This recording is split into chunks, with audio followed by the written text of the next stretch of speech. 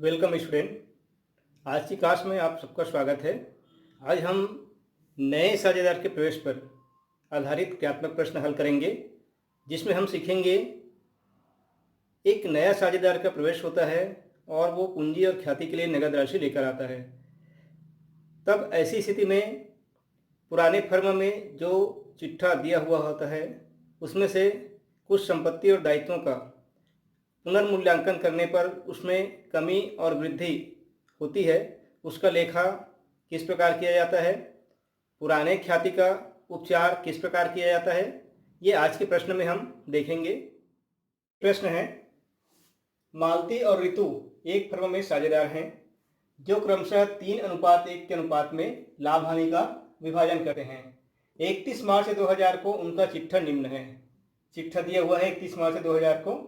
दायित्व पक्ष में पहले देखते हैं हम। पूंजी खाते मालती 27,000 रुपये, ऋतु 9,000। दोनों की पूंजी का योग 36,000। लेनदार 6,000 रुपये, कर्मचारी क्षतिपूर्ति कोष 6,000। टोटल दायित्व पक्ष का 48,000। संपत्ति पक्ष में आइए। बैंक दिया है 6,000, देनदार 18,000, स्कंद 9,000, विनियोग 15,000 और ख्याति 3,000।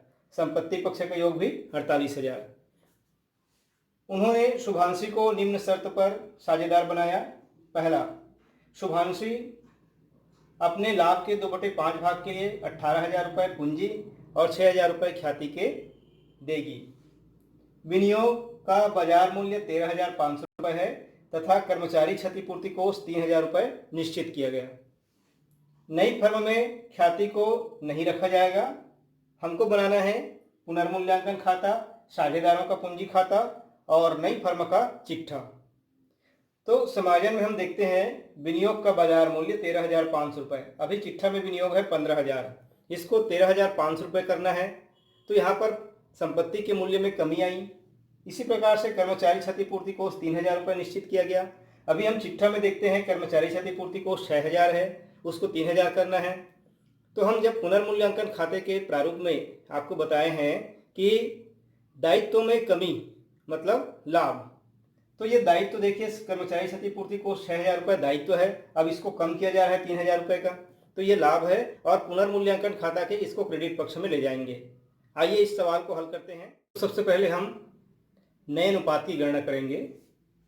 मालती और ऋतु, इनका लाभ हानि विभाजन अनुपात 3:1, 3/4, 1/4। नया साझेदार शुभांशी, जिनको 2/5 भाग दिया जाएगा। पूंजी के लिए 18,000 रुपये लेकर आती है और ख्याति के लिए 6,000 रुपये। ठीक है, अब हम नए अनुपात की गणना करेंगे। तो इसमें देखिए कुल हिस्सा है 1, कुल हिस्सा को 1 माना जाता है। अब इसमें से शुभांशी को कितना दिया? शुभांशी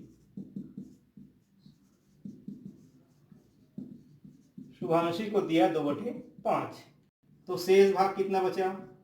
शेष भाग बराबर 1 ऋण 2/5, तो ये आया 3/5 भाग। अब इस शेष भाग में मालती और ऋतु का हिस्सा ज्ञात करते हैं, नया अनुपात ज्ञात करते हैं। मालती का नया अनुपात बराबर शेष भजे 3/5 गुणा शेष भाग जो है 3/5 का 3/4, तो ये हो जाएगा 3 × 9 और 5 × 20। इसके बाद हम ऋतु का नया अनुपात ज्ञात करेंगे। शेष भाग 3/5 गुणा ऋतु का हिस्सा 1/4, तो ये हो जाएगा 3/20। और शुभांशी का कितना है? शुभांशी का अनुपात 2/5, या इसको अगर हम 20 के रूप में लिखना चाहें तो इसको हमको 4 से गुणा करना होगा। अंश और हर को 4 से गुणा करेंगे तो ये हो जाता है 8/20। तो कितना बना? 9/20, 3/20 और 8/20। इस प्रकार से नए अनुपात, 9 अनुपात, 3:8। ठीक, अब हम त्याग अनुपात की गणना करेंगे। त्याग अनुपात की गणना, त्याग अनुपात की गणना के लिए सूत्र है त्याग अनुपात बराबर पुराना अनुपात ऋण नया अनुपात। जो पुराना अनुपात है उसमें नए अनुपात को घटा देंगे तो क्या मिलेगा हमको, त्याग अनुपात। मालती के लिए देखिए, मालती का पुराना अनुपात 3/4, उसका नया अनुपात 9/20, इसका लघुत्तम आएगा 20। 4 पंचे 20 तो 5 तिया 15 हो जाएगा, 15 ऋण 9, 15 में 9 घटाए तो 6/20। इसको और छोटा कर सकते हैं या 3/10। फिर ऋतु, ऋतु का पुराना अनुपात 1/4, ऋण नया है 3/20, इसका भी लघुत्तम 20। 4 पंचे 20, 5 एकम 5, ऋण 3, तो ये 2/20 और इसको और छोटा करेंगे तो 1/10। तो त्याग अनुपात क्या मिला हमको, त्याग अनुपात हुआ 3/10 और 1/10, तो 3:1। यहाँ पर हमको ये देखने को मिल रहा है कि जो त्याग अनुपात है और लाभ हानि अनुपात है दोनों बराबर है, 3:1, 3:1 है। हमने नए अनुपात की गणना में शुरू में पढ़ा है कि जब पुराने साझेदार अपना अनुपात यथावत रखते हैं तो उनका त्याग अनुपात भी वही होता है। आप देख लीजिए, जो लाभ हानि विभाजन अनुपात है वही त्याग अनुपात है ना। तो ऐसा हमने गणना कर लिया। अब हम बनाएंगे पुनर्मूल्यांकन खाता। इस प्रश्न में विनियोग का बाजार मूल्य कम हो गया है, चिट्ठा में दिया है 15,000 और बाजार मूल्य कहता है 13,500। तो संपत्ति के मूल्य में कमी, इसलिए हम इसको पुनर्मूल्यांकन खाते के विकलन पक्ष में लिखेंगे। विनियोग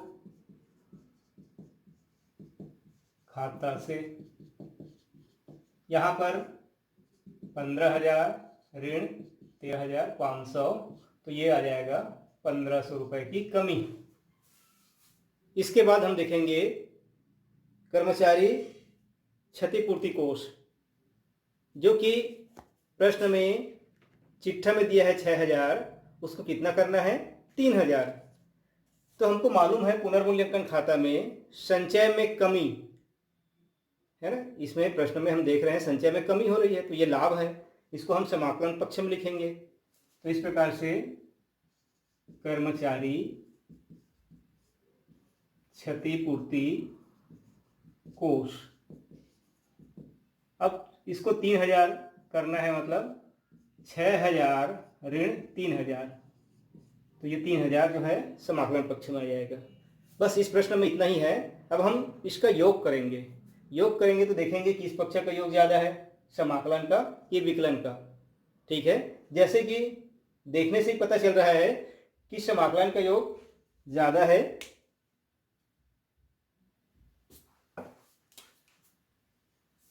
ये 3,000, और यहाँ पर हम देख रहे हैं विकलन पक्ष में 1,500 रुपये, तो ये कम है।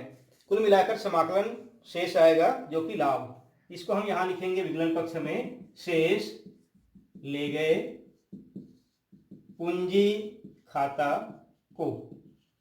इस शेष को पूंजी खाता में ले जाएंगे 1,500 रुपये, और इसको पुराने साझेदारों को हम बांट देंगे लाभ हानि विभाजन अनुपात में। कौन कौन है, मालती और ऋतु।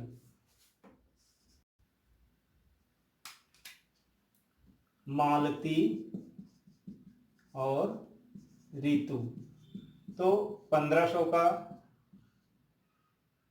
3/4 और 1,500 का 1/4, ये इनके लाभ हानि विभाजन अनुपात है। तो ये आएगा 4 एकम 4, 4 तिये 12, 4 सत्ते 28, 4 पंचे 20, 375, और ये आएगा इसका 3 गुना अधिक, 3 पंचे 15, 3 सत्ते 21, 22, 2 हासिल 2, 3 2 3 3 और 2 1125। तो इस प्रकार से ये 1500 रुपये जो समाकलन शेष है, इनको पुराने साझेदारों मालती और रितु को हम उनके लाभ हानि विभाजन अनुपात 3:1 में बांटे तो 1125 और 375, इसको अब हम पूंजी खाता में ले जाएंगे। इसके बाद हम पूंजी खाता बनाएंगे। चलिए पूंजी खाता बनाकर देखते हैं। साझेदारों का पूंजी खाता। सबसे पहले हम क्रेडिट पक्ष में देखेंगे। शेष लाया गया, चिट्ठा में जो दिया है मालती और रितु की पूंजी दी है 27,000 और 9,000। इसके बाद हम लिखेंगे रोकड़ खाता को, जिसमें शुभांशी द्वारा नगद रूप में 18,000 रुपये लाया गया है, इसको लिखेंगे। फिर ख्याति के लिए प्रीमियम, ख्याति के लिए जो प्रीमियम की राशि शुभांशी के द्वारा लाई गई है 6,000, उसको 3:1 त्याग अनुपात में बांटेंगे तो ये आता है 4,500 और 1,500। पुनर्मूल्यांकन खाता को, जो पुनर्मूल्यांकन खाता बना है इसमें जो लाभ हुआ उसको क्रेडिट पक्ष में लिखेंगे पूंजी खाते के 1,125 और रितु के लिए 375। इसके बाद हम योग करेंगे। योग आएगा 625 और 32,625, ये हो गया 10,875 और शुभांशी का 18,000। क्रेडिट पक्ष का योग। आइए डेबिट पक्ष में पुराने साझेदारों के जो चिट्ठा दिए हैं उसमें ख्याति की राशि 3,000 है, इसका अपलेखन किया जाना है, इसलिए इसको पूंजी खाता के विकलन पक्ष में लिखेंगे और इसको 3:1 में विभाजित करेंगे तो मालती के हिस्से में आएगा 2,250 और रितु के हिस्से में 750। अब इसके बाद हम शेष निकालेंगे तो मालती के लिए देखिए 32,625 में हम इसका विकलन 2,250 घटाएंगे तो 5 12 5 30,375, शेष ले गए 30,375। इसी प्रकार से रितु के क्रेडिट पक्ष का योग 10,875 और इसमें हम घटाएंगे 750 तो ये आएगा 5, 7 में 5 गया 2, 8 में 7 1, 10,125 और शुभांशी क्रेडिट पक्ष का योग 18,000, शेष ले गए 18,000 ही आएगा। इधर का योग देख लो अब 5, 7 5 12 का 2, 5 1 3 2 5 और 1 6 2 3 32,625 इधर भी। इसका देखिए 5 5 2 7 7 1 8 0 1 10,875 और ये 18,000। तो इस प्रकार से ये पूंजी खाता बन गया। चिट्ठा में सबसे पहले हम दायित्व पक्ष में पूंजी को लिखेंगे। पूंजी, इसमें सबसे पहले मालती पूंजी खाते की शेष राशि 30,375 रुपये और रितु शेष ले गए चिट्ठा को, ये हम पूंजी खाता में लिखे थे वहाँ से ला रहे हैं 10,125 और शुभांशी ये नए साझेदार हैं जिन्होंने पूंजी के रूप में 18,000 रुपये नगद लेकर आई और इस प्रकार से हम टोटल कर लेंगे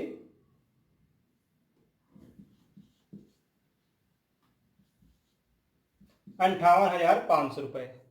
इसके बाद लिखेंगे लेनदार। पुराने चिट्ठा में जो लेनदार है 6,000 रुपये, उस राशि को लिखेंगे हम 6,000। कर्मचारी क्षतिपूर्ति कोष, क्षतिपूर्ति कोष जो कि पुराने चिट्ठा में 6,000 दिया है, लेकिन समायोजन में बताया गया था कि इसको 3,000 रुपये तक रखना है, तो इसमें हम 3,000 ही लिखेंगे। ये हो गया दायित्व पक्ष में। अब आइए संपत्ति बैंक खाता। पुराने चिट्ठे में बैंक खाता का जो शेष है वो कितना दिया है 3,000। धन शुभांशी द्वारा राशि लाई गई है 18,000 रुपये पूंजी की और 6,000 रुपये ख्याति, तो ये 18,000 धन 6,000 दोनों को जोड़कर 24,000 इसमें लिखेंगे और इस प्रकार से 24 और 3 27,000 राशि वाले कॉलम में। अब इसके बाद देखिए देनदार। देनदार देखेंगे पुराने चिट्ठे में कितना है, 18,000, वो पूरी राशि लिखी जाएगी। देनदार के बाद स्टॉक, स्टॉक कितना है, 9,000 रुपये। इसके बाद विनियोग, विनियोग में समायोजन हुआ है ना, 15,000 रुपये का जो विनियोग है उसमें कमी, 1,500 रुपये की कमी आई, तो हम इसको 13,500 रुपये ही लिखेंगे। ये हमारा काम हो गया। अब इसके बाद हम योग करेंगे। ये योग करके देखते हैं। ये आ गया 500,